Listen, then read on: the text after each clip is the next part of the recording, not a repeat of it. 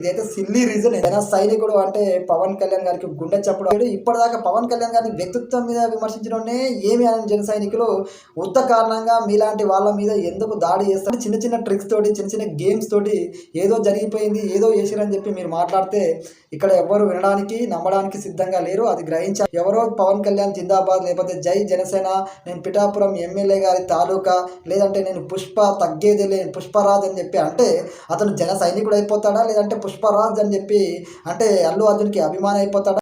Hello, నమస్తే, this is Anjaneyulu. ఈరోజు topic వచ్చేసి ముద్రగడ పద్మనాభ రెడ్డి గారి మీద ఎవరో దాడి చేసిరని చెప్పేసి, ఆ దాడి చేసింది జన సైనికుడు, జనసేన పార్టీ అని చెప్పేసి విమర్శలు చేస్తున్నారు. నిజంగా ఆ దాడి చేసింది జన సైనికుడేనా? జై జనసేన తగ్గేదేలే పుష్ప అంటూ అతను మాట్లాడితే అతను జన సైనికుడు, అల్లు అర్జున్ అభిమాని కూడా అయిపోతాడా? అసలు నిజంగానే ముద్రగడ పద్మనాభరెడ్డి గారి మీద ఇలాంటి ఎన్నికలు లేని సందర్భంలో, ఇలాంటి సందర్భంలో దాడి చేయాల్సిన అవసరం జనసేన పార్టీకి ఉందా? లేదంటే పవన్ కళ్యాణ్ గారు ఇలాంటి దాడులను ఎంకరేజ్ చేస్తాడా? అదేవిధంగా ముద్రగడ పద్మనాభ రెడ్డి గారి మీద జరిగిన దాడిని తన కూతురు ఖండించింది. అదేవిధంగా జనసేనకు ఈ దాడికి ఎలాంటి సంబంధం లేదని చెప్పి ఆమె క్లారిటీ ఇచ్చింది.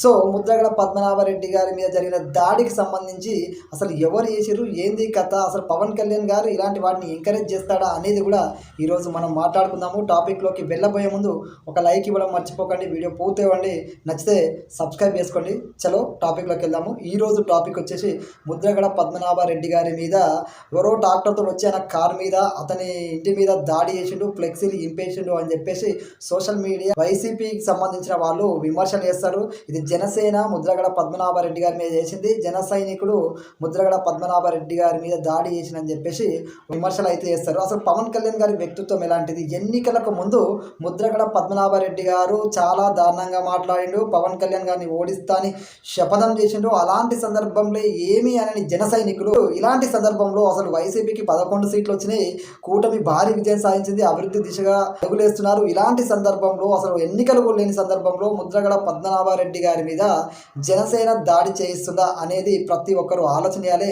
ఇదే పవన్ కళ్యాణ్ గారు ఎన్నికలకు ముందు ముద్రగడ పద్మనాభరెడ్డి గారి గురించి ఎన్నికల సభలో పవన్ కళ్యాణ్ గారు మాట్లాడుతుంటే వ్యతిరేకంగా ఫ్లెక్సీలు చూపిస్తేనే ఇలా చేయడం తప్పు, పెద్దవాళ్ళను గౌరవించాలి అని చెప్పిన పవన్ కళ్యాణ్ గారు అదేవిధంగా ఎన్నికలకు ముందు ముద్రగడ గారిని కాదని జనసేన పార్టీలో జాయిన్ అవ్వడానికి వచ్చిన తన కూతుర్ని కూడా జనసేన పార్టీలో చేర్చుకోకుండా ఇది మర్యాద కాదు, అవసరం ఉంది, ఎన్నికలు ఉన్నాయని చెప్పేసి ఇలా మిమ్మల్ని జాయిన్ చేసుకోవడం మర్యాద కాదు అని చెప్పేసి పక్కకు పెట్టిన పవన్ కళ్యాణ్ గారు జనసేన చేర్చుకోకుండా ఆ రోజున మర్యాదగా ప్రవర్తించిన పవన్ కళ్యాణ్ గారి వ్యక్తిత్వం ఈ రోజున ముద్రగడ గారి మీద దాడి చేయడానికి ప్రేరేపిస్తుందా? అసలు పవన్ కళ్యాణ్ గారు ఇలాంటి దాడిని, ఎందుకంటే ఎన్నికలకు ముందు ఆయన మీద వ్యతిరేకంగా ఫ్లెక్సీలు కానీ వ్యతిరేకంగా ప్లకార్డులు పట్టుకుంటేనే అలా చేయడం తప్పు, గౌరవించుకోవాలని చెప్పినోడు తన కూతుర్ని పార్టీలో జాయిన్ చేసుకోకుండా ఆ రోజున హుందాగా ప్రవర్తించినటువంటి పవన్ కళ్యాణ్ గారు ఈ రోజున ముద్రగడ పద్మనాభరెడ్డి గారి మీద దాడి చేయడానికి ఉసిగొల్పుతాడు అనేది ప్రతి ఒక్కరు ఆలోచన చేయాలి. ఎందుకంటే పవన్ కళ్యాణ్ జిందాబాద్, లేకపోతే జై జనసేన,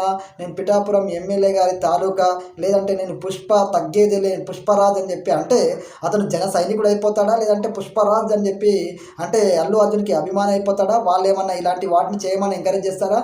ఎన్నికలు లేని సందర్భంలో ఇంకోటి ఇలాంటి వాళ్ళ మీద దాడి చేయడానికి జన సైనికులని నాయకులు కానీ ఎవరైనా ఎంకరేజ్ చేస్తారా? ఆలోచించండి. ఇదైతే సిల్లీ రీజన్. ఆయన మీద ఎవరైతే దాడి చేసినో వాళ్ళని ఖచ్చితంగా శిక్షించాలి, ఇది ఖండించాలి. ఎందుకంటే ఇలాంటి దాడులు ఎవరు చేసినా కూడా ఖండించాలి. చాలా మంది అతను తాగి ఉన్నాడు, లేదంటే అతని మతస్థిమితం లేదు అని చెప్పేసి మాట్లాడతారు.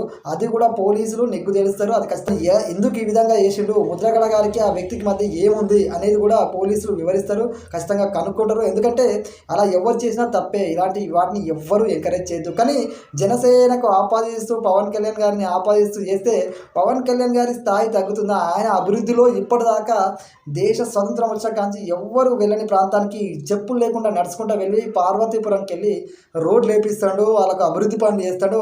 అలాంటి పవన్ కళ్యాణ్ గారి గురించి ప్రజలకు ఆల్రెడీ అర్థమైపోయింది. పవన్ కళ్యాణ్ గారి పరిపాలనకు ప్రజలు ఒకవైపు జై కొడుతుంటే ఇలాంటి దాడులు చేసిర్రు, జనసేన ఇట్లా చేసింది, పవన్ కళ్యాణ్ ఇట్లా చేయించింది అని చెప్పి మాట్లాడుతూ మాట్లాడతారు చూసినావా, అది ఖచ్చితంగా పవన్ కళ్యాణ్ గారి వ్యక్తిత్వం తెలిసిన ప్రజలందరూ పవన్ కళ్యాణ్ గారికి సపోర్ట్ చేస్తారు. పవన్ కళ్యాణ్ గారు ఏందో ప్రజలకు బాగా తెలుసు. ఇలాంటి చిన్న చిన్న ట్రిక్స్ తోటి, చిన్న చిన్న గేమ్స్ తోటి ఏదో జరిగిపోయింది, ఏదో చేసిరని చెప్పి మీరు మాట్లాడితే ఇక్కడ ఎవ్వరు వినడానికి నమ్మడానికి సిద్ధంగా లేరు. అది గ్రహించాలి. అదే స్వయంగా మీ కూతురే చెప్తుంది, ఇది మీరు చేసుకున్న ప్లానేనేమో, మీ మీద మీరు చేసుకున్న దాడేనేమో, ఎవరికి తెలుసు. జనసేన పార్టీ పవన్ కళ్యాణ్ గారు ఎప్పటికి ఇలాంటి వాటిని ఎంకరేజ్ చేయడని చెప్పి స్వయంగా ముద్రగడ పద్మనాభరెడ్డి గారి కూతురే చెప్తుంది. అర్థం చేసుకోవచ్చు మనందరం. ఎందుకంటే పవన్ కళ్యాణ్ గారు నిజంగానే ఇలాంటి ఎంకరేజ్ చేయడు. ఎన్నికలకు ముందు పవన్ కళ్యాణ్ గారి వ్యక్తిత్వ పరంగా విమర్శించరు, పవన్ కళ్యాణ్ గారి కుటుంబాన్ని విమర్శించరు, పవన్ కళ్యాణ్ గారి పిల్లల్ని విమర్శించరు. అలాంటి సందర్భంలోనే జన సైనికులు ఏ ఒక్కరి మీద ఇలాంటి దాడులు కానీ ఎలాంటి చర్యలు కానీ చేపట్టలేదు. అలాంటి జన సైనికులు పవన్ కళ్యాణ్ గారి మాట దాటి మీ మీద దాడి చేసే స్థాయికి వస్తారంటే ఇది నమ్మడానికి అస్సలు వీలు కావడం లేదు. పవన్ కళ్యాణ్ అంటే ఒక నమ్మకం, పవన్ కళ్యాణ్ గారు అంటేనే ఒక గౌరవం, పవన్ కళ్యాణ్ గారు అంటేనే ఒక గొప్ప వ్యక్తిత్వం. జన సైనికుడు పవన్ కళ్యాణ్ గారి మాటే శిరోజారంగా భావిస్తాడు, పవన్ గారి మార్గాన్ని అనుసరిస్తాడు, పవన్ కళ్యాణ్ గారు చెప్పిందే పాటిస్తారు. అలాంటిది ఇప్పటిదాకా పవన్ కళ్యాణ్ గారిని వ్యక్తిత్వం మీద విమర్శించడంనే ఏమి అని జన సైనికులు ఉత్త కారణంగా మీలాంటి వాళ్ళ మీద ఎందుకు దాడి చేస్తారు ప్రజలందరూ గమనించాలి. తన జేబులోకి 10 రూపాయలు సహాయం చేసే పవన్ కళ్యాణ్ ఎవరైనా సరే జై జనసేన అనొచ్చు, లేదంటే జై పవన్ కళ్యాణ్ అనొచ్చు, వాళ్ళకి అభిమానం ఉండొచ్చు, జై పుష్పరాజ్ అనొచ్చు, లేకపోతే తగ్గేదిలే అనొచ్చు, ఏదని అనుకోవచ్చు. కానీ ఆ అనుకున్న వాళ్ళందరూ వాళ్ళ వ్యక్తిత్వం ఇలానే ఉండాలి, వాళ్ళు ఇలానే ఉంటారు అనుకుంటే మూర్ఖత్వం అవుతుంది. ఇంకోటి ఏంటంటే ఇలా చేయమని ఏ నాయకుడు ఏ హీరో చెప్పడు, ఏ పార్టీ ఇలా చేయమని చెప్పదు.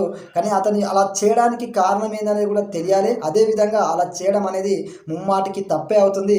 దీనికి జనసేనకు ఎలాంటి సంబంధం లేదు, ఈ ఘటనకి పవన్ కళ్యాణ్ గారికి ఎలాంటి సంబంధం లేదు. పవన్ కళ్యాణ్ మాటనే శిరోధార్యంగా భావించి నడిచే జన సైనికులు ఇలాంటి సంఘటనల్లో ఎప్పుడు పాల్గొనరు, ఇలాంటి వాటికి అస్సలు ఎంకరేజ్ చేయరు. నిజంగా పవన్ కళ్యాణ్ గారిని అంతలా విమర్శించినప్పుడే పవన్ కళ్యాణ్ గారి ఆలోచన, పవన్ కళ్యాణ్ గారి యొక్క నిజాయితీ, పవన్ కళ్యాణ్ గారి వ్యక్తిత్వము, పవన్ కళ్యాణ్ గారి సిద్ధాంతాలు ఎట్లుంటాయో తెలుసు. కాబట్టి జన సైనికులు పవన్ కళ్యాణ్ గారి యొక్క మాటను ఇన్ని మాటలన్నా మౌనంగా భరించారు. ఆ విజయంతో సమాధానం చెప్పారు. వాళ్ళు కొట్లాడతారు, అది కూడా ప్రభుత్వం చేసే పాలసీల మీద కొట్లాడతారు. అదేవిధంగా పవన్ కళ్యాణ్ గారు పిలిపించిన పోరాటాల మీద కొట్లాడతారు.